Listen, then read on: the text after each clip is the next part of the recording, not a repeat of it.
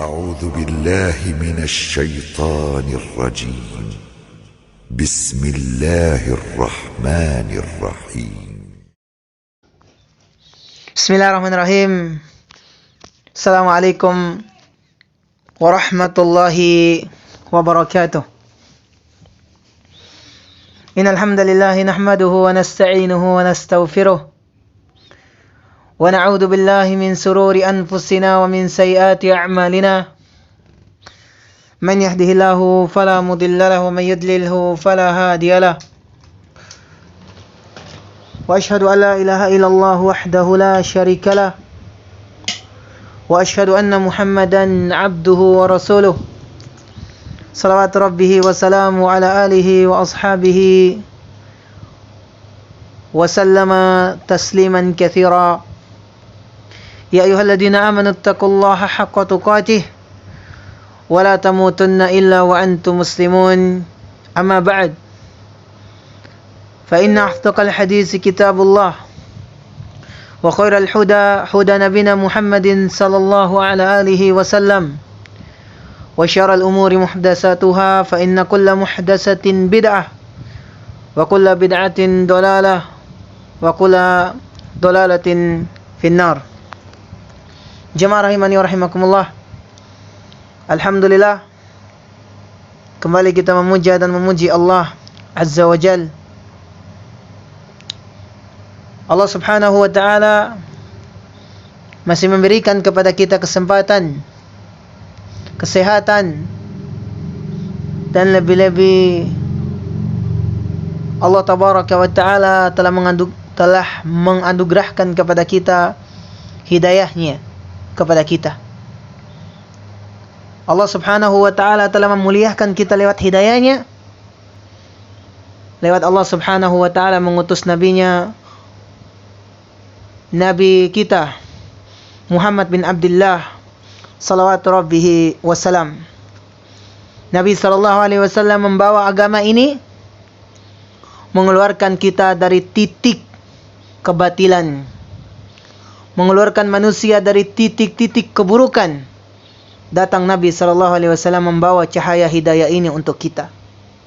Semoga Allah subhanahu wa ta'ala selalu menjaga kita di atas iman, di atas tauhid, di atas agama yang sempurna ini, agar kita senantiasa menjadi orang yang sukses, menjadi orang yang sukses di hadapan Allah subhanahu wa ta'ala di dunia, lebih-lebih di negeri kita yaitu akhirat. Kemudian tidak lupa kita sampaikan salawat serta salam semoga tercurahkan kepada Nabi kita Muhammad sallallahu alaihi wasallam, kepada para istri-istrinya, putra-putri beliau, kepada keluarga-keluarga beliau, kepada seluruh sahabat-sahabat beliau, dan kepada orang-orang yang istiqamah yang mengikuti tuntunan risalah yang dibawa oleh beliau sallallahu alaihi wasallam sampai datangnya hari kiamat kelak. Amma ba'd, hibati fillah, jemaah rahimani wa rahimakumullah. Apa sih yang membuat kita ini melalaikan perintah Allah subhanahu wa ta'ala? Kenapa yang menyebabkan kita ini meninggalkan agama Allah subhanahu wa ta'ala yang sempurna ini? Agama Islam kita sudah tahu kesempurnaannya. Tidak perlu lagi kita menambah-nambah dan tidak perlu lagi kita mengurangi, karena memang Islam ini sudah sempurna. Allah Jalla Jalaluh telah menyempurnakan agama ini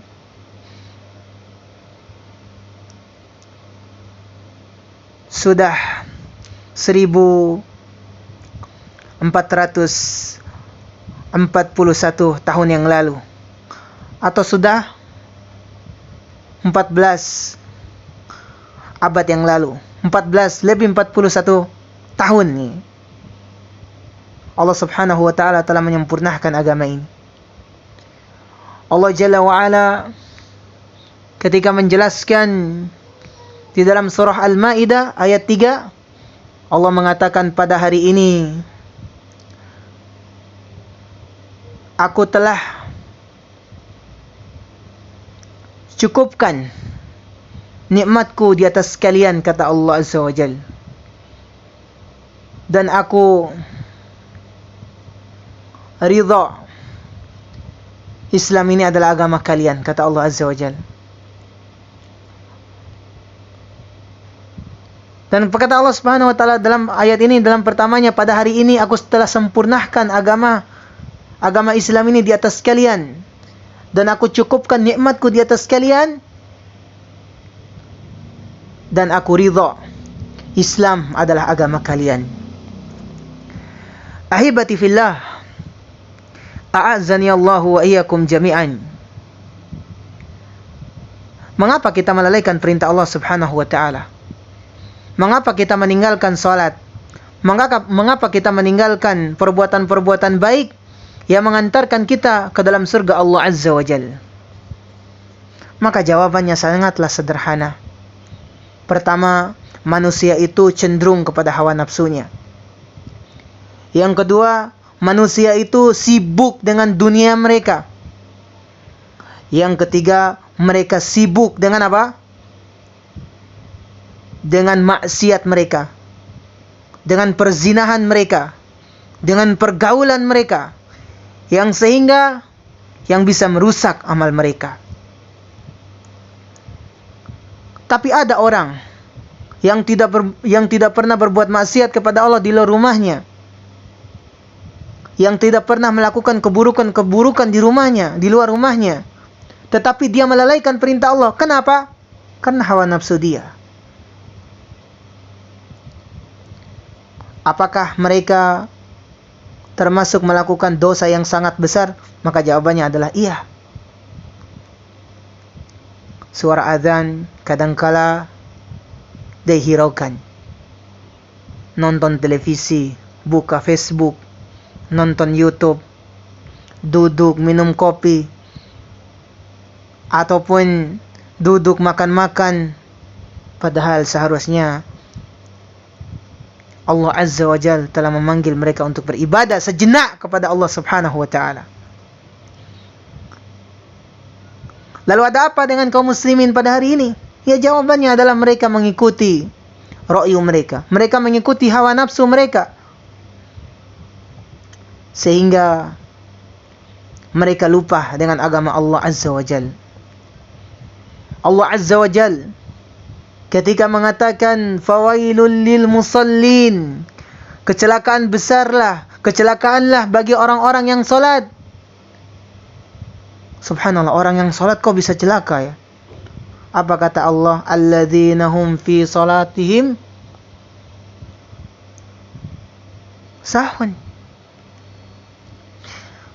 Dan Allah Subhanahu wa taala mengatakan yaitu orang-orang yang melalaikan salat mereka. Ulama tafsir menyebutkan di sini bukan hanya salat, tetapi manusia itu melalaikan semua perintah-perintah Allah Subhanahu wa taala. Jangankan salat dilalaikan manusia, perintah-perintah yang lainnya itu jarang dia kerjakan, apalagi salat, jemaah. Bahkan orang yang salat itu diancam oleh Allah Subhanahu wa taala, apalagi orang yang meninggalkan salat. Nabi sallallahu alaihi wasallam mengatakan jarak perbedaan antara orang-orang kafir dan orang-orang muslim itu adalah salat, kata Rasul SAW. Barang siapa yang meninggalkannya maka ia telah kafir. Orang yang meninggalkan salat itu, jemaah, Nabi SAW dalam hadisnya itu dihukumi apa? Kafir. Kekafiran orang yang meninggalkan salat itu di sini para ulama beda pendapat. Pendapat yang pertama, ulama berbeda pendapat bahwasanya orang-orang yang meninggalkan salat itu tidak bisa langsung dikafirkan tanpa hujjah, tanpa diberikan alasan ataupun pertanyaan. Ada apa kau meninggalkan salat? Ada apa kamu meninggalkan apa? Salat. Kenapa kamu enggak salat? Kalau dia mengatakan saya malas, kalau dia mengatakan saya belum siap, kalau dia mengatakan belum ada hidayah, kalau dia mengatakan saya begini, begitu, berarti dia tidak mengingkari apa? Kewajiban. Berarti dia menganggap salat itu apa? Wajib. Lalu kemudian kalau dia mengatakan salat tidak wajib, maka salat tidak penting lagi. Berarti orang ini sudah dihukumi apa? Kafir. Kalau sudah ditegakkan apa? Hujjah. Kalau dia sudah tahu hukum salat itu wajib, diberitahukan bahwasanya ini adalah perbuatan-perbuatan apa? Perbuatan-perbuatan kekufuran. Tapi dia menolaknya. Dia mengatakan salat tidak wajib, maka orang ini dikafirkan. Tetapi kalau pendapat yang lainnya, pendapat yang kedua, orang-orang yang meninggalkan salat itu kafir mutlak. Sebagian pendapat yang mengatakan orang-orang yang meninggalkan salat itu kafir apa? Mutlak. Subhanallah. Saking kerasnya. Ini pendapat Imam Ahmad rahimahullahu ta'ala. Tidak perlu dikaji lagi. Kalau orang meninggalkan salat itu jelas kafir, kata beliau rahimahullahu ta'ala. Pendapat mana yang paling kuat? Jamaah rahimani wa rahimakumullah. Kalau kita menghubungkan pendapat yang pertama dengan kedua ini, sebenarnya itu ya bertentangan. Tetapi di zaman ini mustahil sebagian daripada kaum muslimin bahwasanya yang mengetahui perintah salat itu adalah semuanya sudah mengetahui bahwasanya salat itu adalah hukumnya apa? Wajib. Hukumnya wajib. Mereka mengetahui salat wajib. Mereka mengetahui rukun Islam itu ada 5. Yang kedua adalah salat. Inilah kaidah yang dipakai oleh Imam Ahmad rahimani wa rahimakumullahu jami'an. Lantas, apakah pendapat yang pertama tadi kita menyalahkan? La, tidak. Kita tidak boleh langsung mentakyin memvonis seorang itu tanpa kita meluruskan hujjah. Kita memberikan nasihat yang jelas kepada mereka. Kita harus memberikan kepada mereka itu pemahaman tentang salat. Ancaman orang-orang yang meninggalkan salat itu seperti apa. Tetapi kalau secara ilmiah, secara ilmu yang kita berbicara dengan ilmu, orang-orang pada hari ini tahu wajib salat, wajib puasa, wajib zakat. Tetapi sebagian daripada mereka itu masa bodoh dengan agama mereka. Kenapa? Karena mereka itu cenderung dengan hawa nafsu mereka. Apakah mereka keluar dari Islam? Wallahu a'lam bissawab. Itu hanya Allah yang tahu. Kewajiban kita sebagai seorang berilmu, sebagai seorang penuntut ilmu, sebagai seorang belajar, saling mengingatkan kepada mereka. Karena Allah Subhanahu wa taala mengatakan, berikanlah peringatan kepada orang-orang mukmin, sesungguhnya peringatan itu bermanfaat untuk mereka. Sungguhnya ilmu itu sangatlah bermanfaat untuk mereka. Maksudnya orang-orang yang beriman kepada Allah ataupun untuk orang Islam. Banyaknya orang Islam yang mengaku diri Islam pada hari ini, tapi dia tidak mengenal dengan dakwah Nabi-Nya Muhammad sallallahu alaihi wasallam. Banyak yang mengaku diri Islam, tetapi mereka tidak memakai kacamata agama yang untuk ia terapkan dalam diri mereka.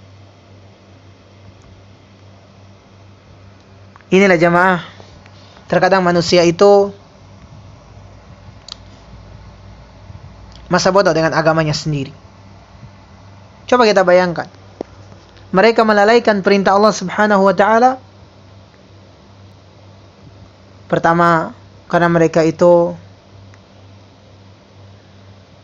mengikuti hawa nafsu mereka. Mereka mengikuti hawa nafsu mereka. Mereka mengikuti apa? Arus dari syaitan, sehingga dia itu sulit untuk beribadah kepada Allah Jalla wa'ala. Kemudian yang kedua, bentuk kelalaian manusia kepada Allah Azza wa Jal. Karena sebagian daripada kaum muslimin ini cinta kepada dunia, Mereka sibuk dengan dunia mereka, sehingga mereka melalaikan perintah Allah Azza wa Jalla, sehingga mereka melalaikan salatnya, sehingga mereka melalaikan menghadiri majelis ilmu, sehingga mereka melalaikan perintah-perintah Allah yang lainnya. Maka jawabannya mereka yang kedua ini adalah cinta, ataupun sibuk dengan perdagangan mereka, sibuk dengan perkantoran mereka, sibuk dengan apa? Sibuk dengan dunia mereka. Masuk waktu salat, mereka masih bertransaksi, ya, masih bermuamalah, masih menunggu pembeli. Allahu Akbar, seharusnya dia salat. Seharusnya dia melaksanakan apa yang telah Allah Subhanahu wa taala wajibkan kepada mereka. Subhanallah. Banyaknya orang seperti itu, dan sebagian kaum muslimin yang masa bodoh dengan agamanya karena dunia, karena dia melalaikan karena perdagangan. Ya. Karena mereka mencari dunia untuk bangga-banggaan. Ya. Kadang-kadang manusia itu mencari kehidupan dunia, baru dia sholat itu tunggu dulu akhir waktu. Ada orang yang sholat duhur, dia tunggu dulu jam 2 atau jam 3 baru dia sholat. Allahu Akbar. Tunggu dulu titik akhir waktunya baru dia sholat. Subhanallah. Sebenarnya apa sih susahnya sholat ini? Ya. Sholat ini sebenarnya pekerjaan yang ringan sebenarnya. Kalau kita sibuk, ya, dalam waktu, ya taruhlah dalam satu waktu salat itu kita kasih waktu kita untuk Allah Azza wa Jalla itu setengah jam. Itu berkah untuk kita. Setelah salat, ya sudah, zikir sebentar, kita selesai, keluar. Kita melanjutkan perdagangan kita. Karena memang perintah Allah Subhanahu wa taala ini perintah yang wajib. Kita nggak usah dulu memikirkan yang sunnah. Yang wajib ini saja dulu kita terapkan pada diri kita.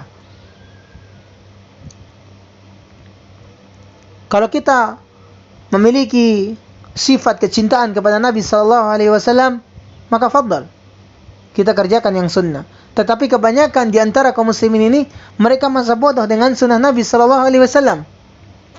Bahkan mereka salatnya saja itu tidak didasari dengan apa?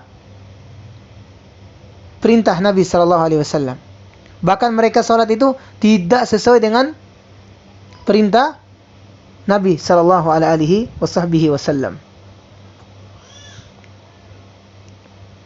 Tetapi kalau orang yang cinta kepada Nabi SAW, ia akan selalu menjaga hubungannya dengan Nabi SAW, hubungannya dengan Allah dan Rasulnya. Bagaimana caranya? Yaitu beribadah seakan-akan dia melihat Allah. Kemudian setelahnya dia beribadah itu sesuai dengan apa? Ittiba. Contoh. Ittiba'ur Rasul. Contoh yang dibawa oleh Nabi sallallahu alaihi wasallam. Termasuk yang dikerjakan apa adalah salat-salat sunnah. Dia masa bodoh dengan perdagangannya. Dia masa bodoh dengan pekerjaannya. Kalau udah masuk salat, dia lupakan semuanya. Karena bahwasannya ia telah dipanggil oleh Sang Pencipta. Dia sudah dipanggil oleh Sang Pencipta, yang harus dia dengarkan, teman-temanku sekalian, yang harus dia penuhi panggilan tersebut, yang harus nantiasa dia taat kepada Allah Azza wa Jalla. Dia masa bodoh dengan agama, dia masa bodoh dengan dunianya. Inilah orang yang cinta kepada Allah. Inilah orang yang rindu ataupun rindu dengan bertemu dengan Allah Subhanahu wa taala. Tetapi kalau orang yang melalaikan ataupun orang yang sedikit dia kasih waktunya untuk Allah Azza wa Jalla, kadangkala di dalam masjid itu dia salat, hatinya di luar masjid, ya mah. Tidak didasari dengan kekhusyuan. Dia mikirin tentang perdagangannya, dia mikirin tentang dunianya, sementara dia lagi salat. Allahu Akbar.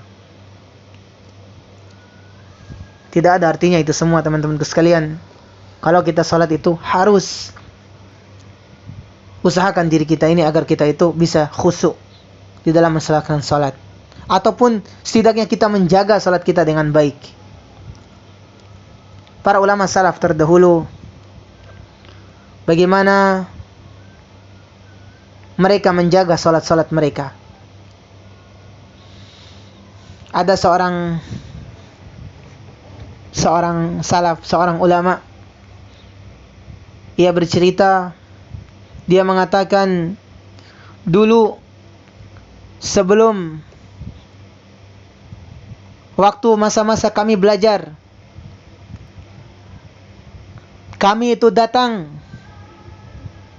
di masjid, di rumah Allah Azza wa Jalla itu lebih dulu daripada orang-orang yang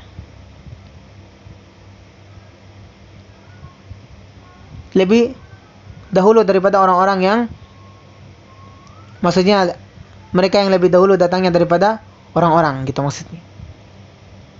Untuk apa? Untuk mereka mendapatkan apa? Sauf pertama.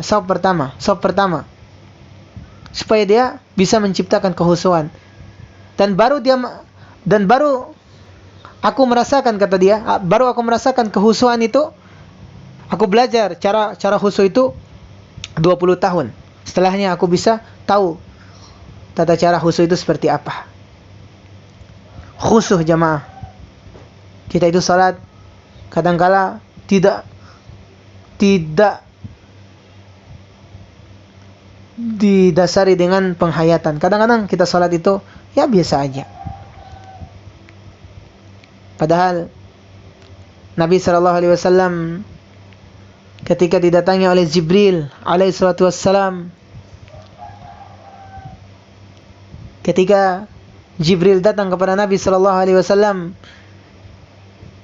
dia mengatakan, wahai Muhammad, ajarkanlah aku tentang apa?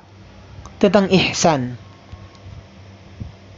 Apa kata Nabi SAW? Beritahukan kepada Jibril mengatakan, beritahukanlah kepadaku tentang ihsan. Kata Nabi SAW, ihsan adalah engkau beribadah ataupun engkau berbuat baik seakan-akan engkau itu melihat Allah Azza wa Jalla. Ataupun sebaliknya, engkau berbuat baik seakan-akan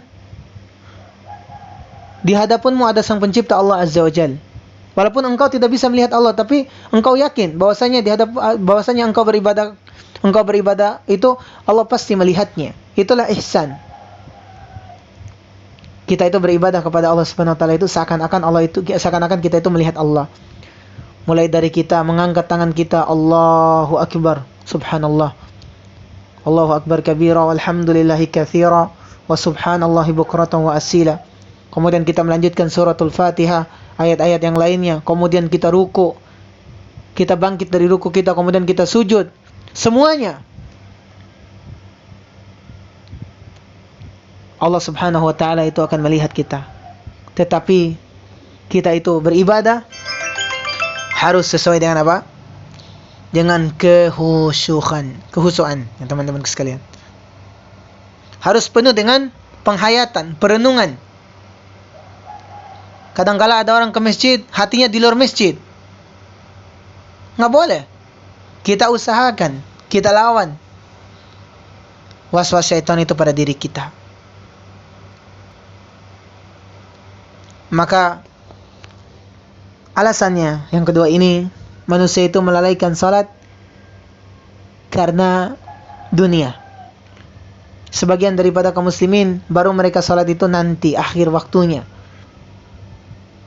Subhanallah, padahal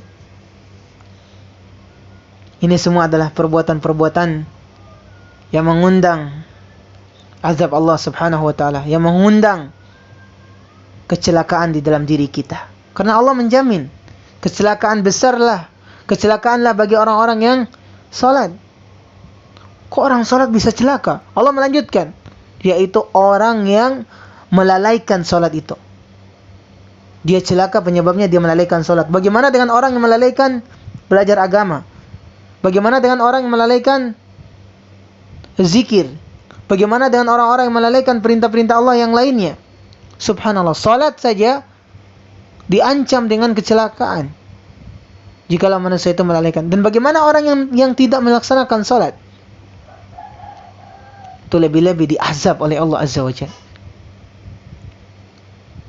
Bahkan kalau kita tahu jemaah, seorang yang meninggalkan salat ini hukumnya dosa besar sebagiannya. Dan tadi saya menjelaskan ulama itu berbeda pendapat tentang keislamannya orang yang meninggalkan salat. Ya. Orang yang meninggalkan salat. Bahkan kata para ulama, orang yang meninggalkan salat ini lebih besar dosanya daripada berzina. Tapi bukan berarti saya menyuruh kalian berzina, enggak. Lebih besar dosanya daripada berzina. Lebih besar dosanya daripada mencuri. Tapi bukan berarti kita harus mencuri. Lah, tidak. Lebih besar dosanya orang-orang yang meninggalkan salat daripada apa? Daripada riba. Daripada dosa-dosa yang lainnya. Tapi dosa yang meninggalkan salat itu dosa yang sangat besar. Mungkin sebagian para ulama itu mengkafirkan orang-orang yang meninggalkan salat secara sengaja tanpa ujar syar'i. Dan bahkan kita lihat, kita menyaksikan orang-orang pada zaman ini, mereka masa bodoh dengan agama mereka. Waktu salat mereka lalaikan dengan alasan apa? Alasannya belum siap, alasannya belum tahu bacaan. Kalau belum tahu bacaan ya belajar. Ini anehnya orang-orang pada hari ini. Oleh karenanya, inilah yang kedua, penyebab manusia itu melalaikan perintah Allah Subhanahu wa taala itu adalah karena dunia. Karena dunia. Kemudian yang ketiga,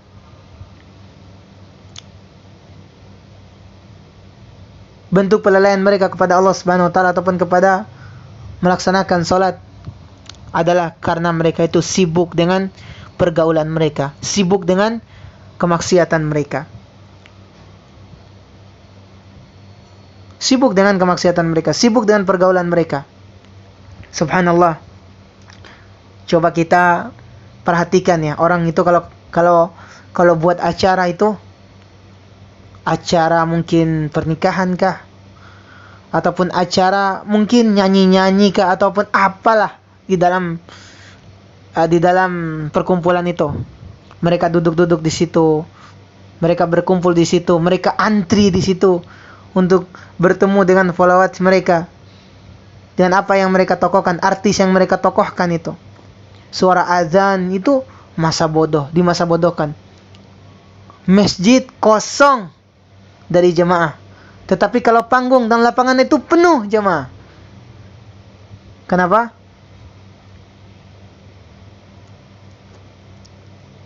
Karena mereka cenderung kepada hawa nafsunya. Karena mereka itu masa bodoh dengan agamanya. Coba kita bayangkan, kita melihat masjid-masjid itu penuhnya pada saat bulan puasa, bulan Ramadan. Kadangkala hari Jumat, alhamdulillah masjid itu penuh. Tetapi kalau salat fardu yang lainnya, jarang. Bahkan ada masjid itu yang tidak ada ditempati salat. Kadang ada, kadang 1, 2, 3, Allahu Akbar. Kemana orang-orang sekitarnya? Kemana mereka pergi? Maka kita katakan mereka lebih cenderung kepada hawa nafsu mereka. Hibati fillah, a'azzani Allahu ayyakum jami'an. Kita usahakan jemaah, kita minimal kita menjaga perbuatan kita ini, perbuatan baik kita kepada Allah Subhanahu wa taala, khususnya salat ini. Kita jaga, kita usahakan ya. Kalau kita belum sanggup melaksanakan yang sunnah, ya minimal yang wajib-wajib aja dululah. Bagaimana caranya kita menjaga salat kita? Bagaimana caranya kita menjaga hubungan kita dengan Allah Subhanahu wa taala? Ya kita harus ya melawan kejenuhan itu, dan kita bisa melawan segala sesuatu yang mengundang ataupun yang membisik kita agar yang selalu menghadirkan was-was dari kita pada diri kita, ya kita harus lawan. Oleh karenanya semoga Allah Subhanahu wa taala menjaga kita semua, dan semoga Allah Subhanahu wa taala menjadikan kita sebagai hamba-Nya yang di permukaan bumi ini. Saya ulangi, penyebab seorang itu melalaikan salat ini pertama adalah ia mengikuti hawa nafsunya. Ia mengikuti hawa nafsunya.